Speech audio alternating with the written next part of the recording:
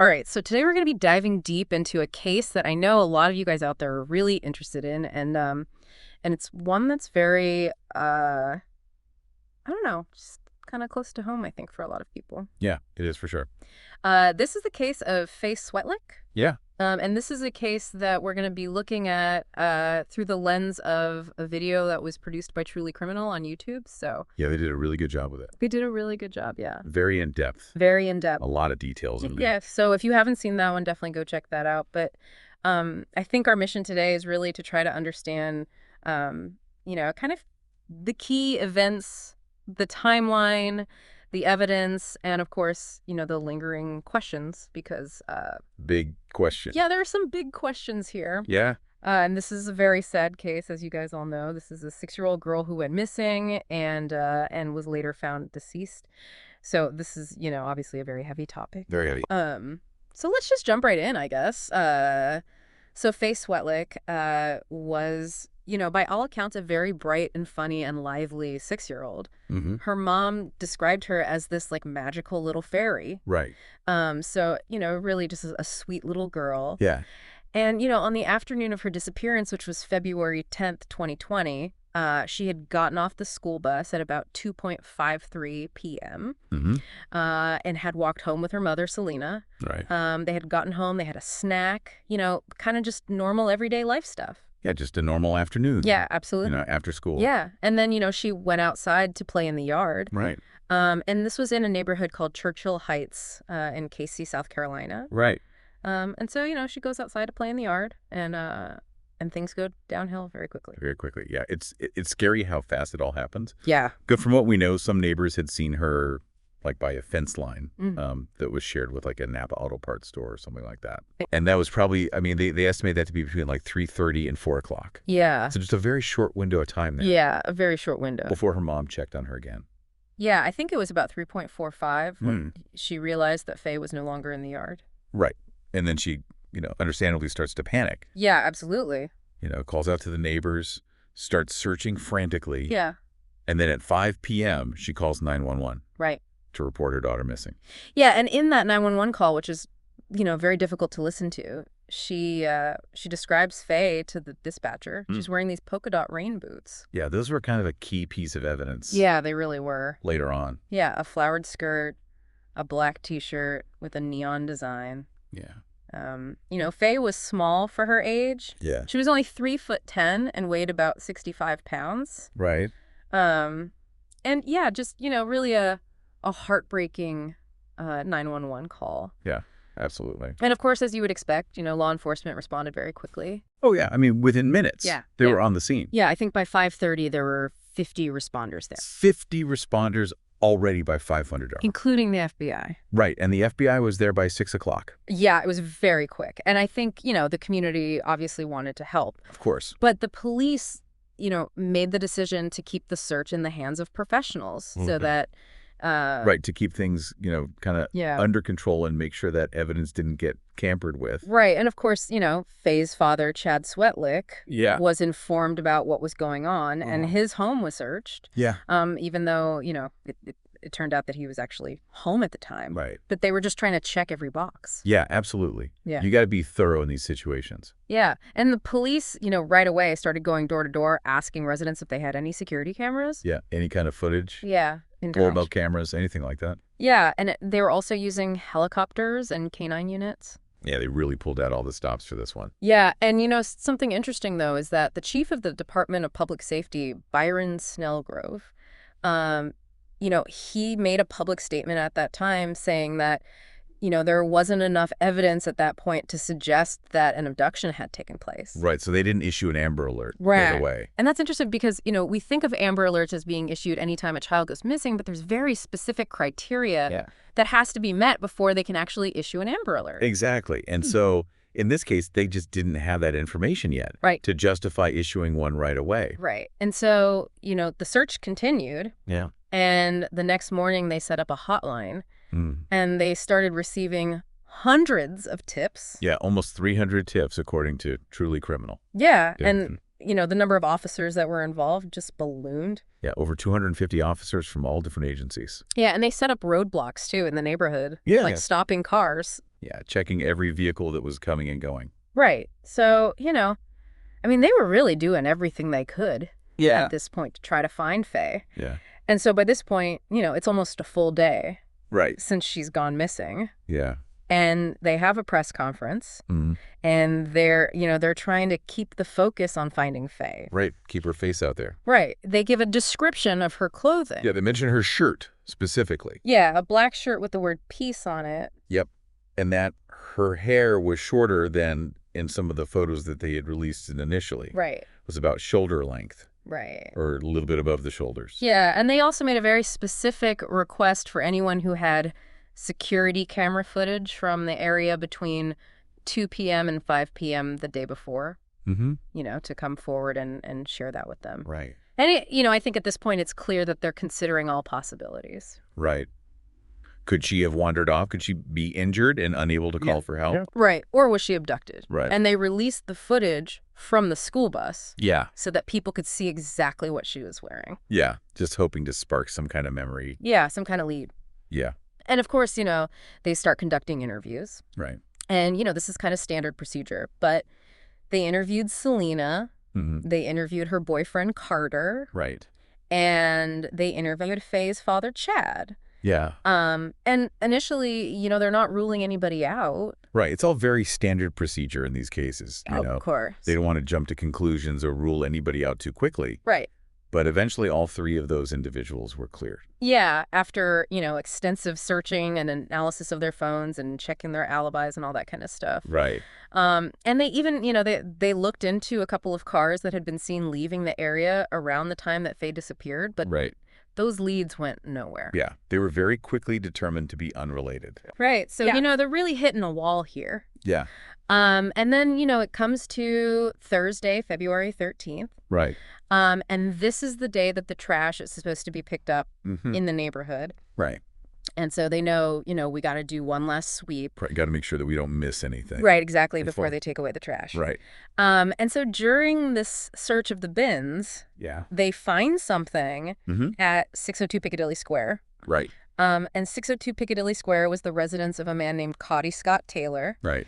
And they find something in his bin.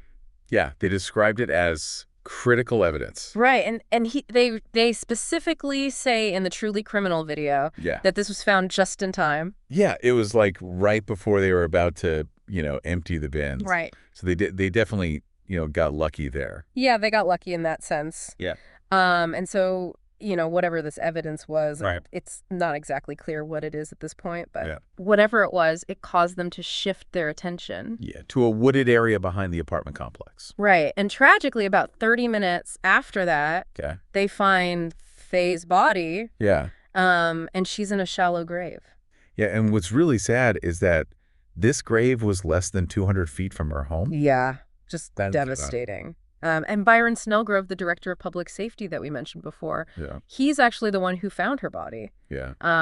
And so the cause of death was later determined to be asphyxiation, Yeah. and they believe that this occurred just hours after she was abducted. Right. So pretty quickly after she went missing, Yeah. she was killed.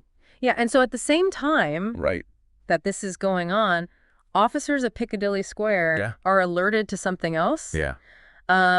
A man is found deceased. Right on his back porch, Yeah. bleeding Yeah. at 602 Piccadilly Square. Right. The same address where they had found the evidence in the bin. Yeah. So obviously that raised some red flags. Absolutely. And so, in the press conference that followed this, they announced that they found Faye's body. They say that they're treating this as a homicide investigation, and they acknowledge the discovery of the second individual. Right. But they're very careful not to say Yeah. that these two things are connected. Right. They just say that there's no ongoing danger to the community. Right. So, they're not giving away too much information Yeah. at this point. And so very quickly, they identify the man who was found on the porch Mm-hmm. as 30-year-old Coty Scott Taylor. Right. And as the investigation continued, more information started to come out about Coty Taylor. Right. And, he was described as being a loner. Yeah. Kind of a negative outlook on life. Yeah. He had described himself as being without hope, asexual, and an incel. Right. And he lived with roommates who he also worked with. Yeah. And he had expressed, feelings of depression and suicidal thoughts. But, he didn't really have any significant history with law enforcement. Yeah. Right. Just some traffic violations. Yeah, just minor stuff. Yeah. And he had, he had studied math. Yeah, at the University of South Carolina. Yeah, but he never graduated. Right. He dropped out. Yeah, and he had held a number of jobs over the years. Yeah. And at the time of all this, he was working at a Wingstop. Yeah. So, just kind of getting a picture of who this guy was. Yeah. And so, this is where that critical evidence that they found in his bin really comes into play. Yeah. They were able to use that evidence to connect him to Faye. Right. And, they believe that he abducted her from her yard. Yeah. But they don't know exactly how. Right. They don't know if he used force or if he lured her away somehow. Right. But they do believe that it happened very quickly. Yeah. And that he took her back to his apartment. Yeah. And that he killed her pretty quickly after abducting her. Yeah. And so, they think that he concealed her body in his apartment. Yeah, for 2 days. Yeah, which is... It's chilling to think about. Yeah, it really is. That was going on. Yeah. And so... they had done those 2 searches at his residence on February 12th. Right. And, during that first search, he wasn't home. Right. But they did talk to his roommate. Right. They talked to his roommate. They looked around. Yeah. They noted that there was a black laundry bag. And they even took a DNA swab from it. Wow. And, they also saw Faye's missing person poster. Right. Which was just sitting out on the table. Yeah. So that's kind of strange. And it is strange. Yeah. And, they cleared the roommate. Yeah, his alibi checked out. Right. But later, the roommate told investigators that Coty had been acting strangely when he got home from work that day. Right. Kind of erratic and agitated. Yeah. And there was a weird smell in the apartment. Yeah, like a really strong, unusual odor. Yeah. And the roommate initially thought maybe it was like an air freshener. Right. But Coty had never used air freshener before. Right. So it was out of character for him. Yeah, so that's why they went back to the residence to interview Coty. And, his alibi was that he had been home sleeping alone. But the investigators didn't find that very credible. No, and it's around this time that they start to realize how important the surveillance footage is going to be. Right, because they need to piece together his movements during that time period. So they're able to get this footage. Yeah. And it shows that at about 1:00 a.m. on February 13th, the officers were searching the woods near his apartment complex. Right. But the same camera also picked up a light source moving around in the woods. Yeah, so somebody was definitely out there. Yeah, and they were able to confirm that that was Coty. Yeah. And then just 6 hours later, he's seen on camera going to Walmart. Right before 7 a.m. Yeah. He walks to a nearby Walmart. Yeah, and he spends about 20 minutes in the garden section. And he even talks to an employee and tells them that he's working on his garden, but he doesn't know what he needs. Right. And this is interesting because later, his roommate tells police that Coty has no interest in gardening. Right. And he rarely has extra money to spend. Yeah. But he had just gotten paid? Yeah. So he did have some money at this point. Right. But still no interest in gardening. Yeah. So it's very strange behavior. Yeah. And so he ends up buying like a random assortment of things. Yeah. Seeds, potting soil, fertilizer, and even a box of Pop-Tarts. Yeah. Very strange. Yeah. And then after he leaves Walmart, he takes a Lyft. Yeah. And the Lyft driver later tells the police that he felt really uncomfortable during the ride. Right. And at one point, the driver mentioned gardening. And Coty just like clammed up and changed the subject. Yeah. Got very evasive. Yeah. And then as they were driving past all the police and the media, who were searching for Faye, the driver asked him, do you know this missing girl? And Coty said, no, I don't know her. I've never met her before in my life. Yeah. Very emphatically. Yeah. But of course, the surveillance footage tells a different story. Yeah. Because at 7:47 a.m., that same camera that caught him in the woods earlier catches him carrying a bag of soil. Yeah. One of the bags that he had just bought at Walmart. Yeah, up into the woods. Yeah. And he's only in the woods for like a minute. Right. And then he comes back down without the bag. Yeah. So that's very suspicious. Very suspicious. And so this brings us back to that search of the bins. And they find a child's polka dot rain boot in his bin. Have a label. Yeah, a ladle covered in dirt. Yeah. And so that's what leads them back to the woods. Yeah. And so they find Faye's body. Yeah. And tragically, she's lying next to her other polka dot rain boot. Yeah. And there's a white plastic trash bag wrapped around her neck. Yeah, it's just awful. Yeah, it's really awful. And then, of course, Coty is seen on his back porch where he dies by suicide. Yeah, he slits his own throat. Yeah. And so the forensic evidence, just really solidifies the connection between Coty and Faye. Yeah. They find his DNA under her fingernails. Right, which means there was a struggle at some point. They find both of their DNA on the ladle. Right. And inside that black laundry bag. Right, the one that they had swabbed during that first search. Yeah. So, it's just a mountain of evidence. It really is like there's no other explanation. Yeah. And as Byron Snellgrove said, all the evidence pointed to one conclusion. Yeah, Coty Scott Taylor acted alone. Yeah. In abducting and murdering Faye Swetlik. And, obviously the community is devastated. Of course. Faye's funeral expenses were covered by a local funeral home. Yeah. And they had a public memorial service. On February 21st. Yeah. To honor her life. And they played her favorite song, This Little Light of Mine. Oh, that's so sad. I know. It's really heartbreaking. Yeah. And, hundreds of people came out. Yeah, they lined the streets. Yeah, and they were wearing pink and purple. Yeah, her favorite colors. Yeah. And there was even a local tow truck owner who offered his bright pink tow truck to carry Selena and Faye's bicycle to the service. Wow, that's really nice of him. I know. Yeah. And so, Selena, during the service, Yeah. asked everyone to honor Faye's memory by showing love and kindness to each other. Yeah, a really powerful message. Yeah, and so the investigation was officially closed about a year later. But the big question... Why? Why? Why did he do this? Yeah, and we don't know. We don't know. Patey never left a note. Right. No explanation. And the police weren't able to get any information off of his phone or his computer? Yeah, they tried. Yeah. But they were unsuccessful. And so... the Casey Police Department closed their investigation. Right. But the FBI also did their own investigation. And at the time that Truly Criminal made their video, the state law enforcement division was also reviewing the case. Yeah.